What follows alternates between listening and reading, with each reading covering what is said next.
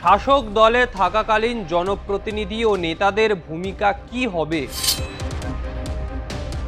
বাংলা শাসন করতে গিয়ে দল ও সরকার গুলিয়ে ফেলা যাবে না। তাহলে কি তৃণমূলের জন্য বিজেপির দরজা এবার খুলে গেল?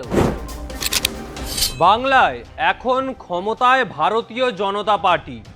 শাসক দলে থাকাকালীন জনপ্রতিনিধি ও নেতাদের ভূমিকা কি হবে তাই নিয়ে বাংলায় দলের সাংসদ ও বিধায়কদের পাঠ দেবেন এবার কেন্দ্রীয় স্বরাষ্ট্রমন্ত্রী অমিত শাহ।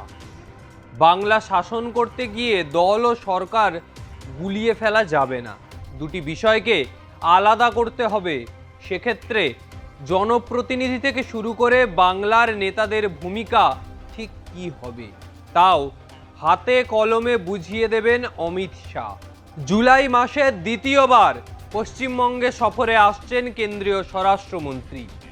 দুদিনের সফরে 18 জুলাই হাওড়ার সাঁকরাইলে বিশ্বের বৃহত্তম দই কারখানার শিলান্যাস করবেন কেন্দ্রীয় স্বরাষ্ট্রমন্ত্রী। পাশাপাশি পরদিন অর্থাৎ 19 জুলাই নিজের দলের বিধায়ক ও সাংসদদের নিয়ে বৈঠক করবেন শাহ। সাঁকরাইলের সরকারি কর্মসূচিটি আগেই ঠিক ছিল। দলের সাংসদ ও বিধায়ক এবং রাজ্য নেতাদের নিয়ে বৈঠকের বিষয়টি পরে ঠিক হয়েছে। এই মুহূর্তে সদ্য বাংলায় সরকার গঠন করেছে ভারতীয় জনতা পার্টি, ভাজপা।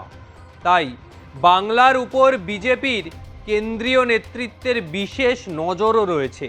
এই প্রথম 294টি আসনের মধ্যে বিধানসভায় 208টি আসন পেয়ে নিরঙ্কুশ সংখ্যাগরিষ্ঠতার মাধ্যমে বাংলায় সরকার গঠন করেছে ভাজপা। অন্য রাজ্যে কোথাও দ্বিতীয়, তৃতীয় বা চতুর্থ মেয়াদের সরকার চলছে, বাংলায় এই প্রথম। বিজেপি নেতৃত্বের দাবি, ক্ষমতার হাত বদলের পরে তৃণমূলের বিভিন্ন স্তর থেকে বেনজালের মতো বহু কর্মী ও নেতা বিজেপিতে ঢোকার আপ্রাণ চেষ্টা করে যাচ্ছেন। ইতিমধ্যেই তা আটকানোর বার্তা দিয়েছেন রাজ্য বিজেপির সভাপতি শ্রমিক ভট্টাচার্য।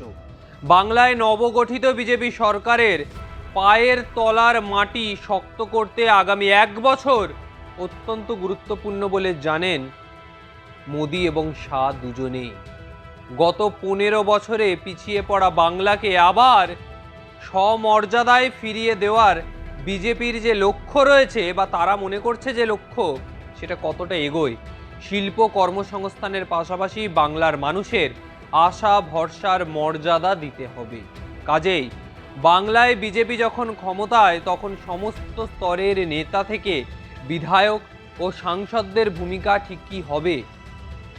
পরিবর্তিত পরিস্থিতিতে দলের করণীয় কি হবে তারই পাঠ 19 তারিখ দীর্ঘ বৈঠকে দেবেন অমিত শাহ।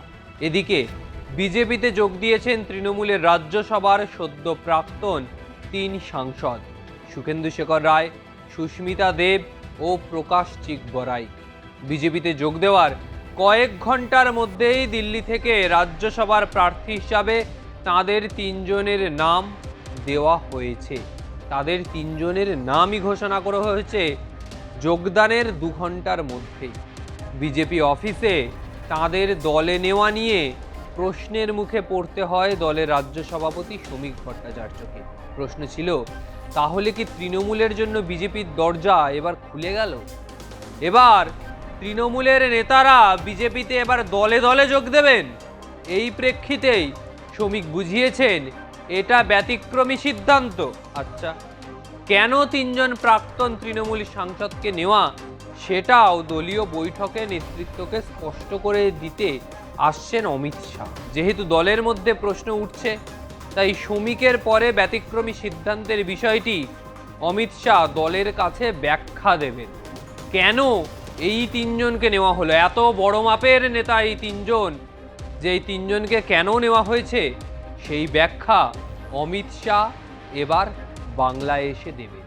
তবে বাংলার রাজনীতিতে ভারতীয় জনতা পার্টি প্রথমবার ক্ষমতায় আসার পর বলেছিল, এই শ্রমিক ভট্টাচার্যই বলেছিলেন, কোনো তৃণমূলের নেতাদের নেওয়া হবে না, কিন্তু তিনজনকে তিনিই আবার নিয়ে নিলেন হাতে পতাকা তুলে। কোথায় নীতি নৈতিকতা? নীতি নৈতিকতা কেবল নিচু স্তরের কর্মীদের জন্য, আর ওপরে সব সেটিংয়ে চলছে বিজেপিতে।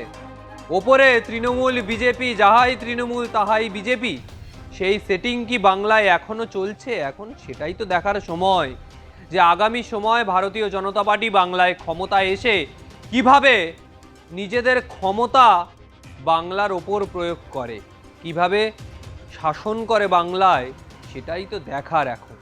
তবে আজকের মতো বিদায় নিচ্ছি। ভিডিওটা ভালো লাগলে সবাই লাইক কমেন্ট করবেন, চ্যানেলটি সাবস্ক্রাইব করবেন, আপনার মতামত জানাবেন। দেখা হচ্ছে পরের ভিডিওতে। নমস্কার।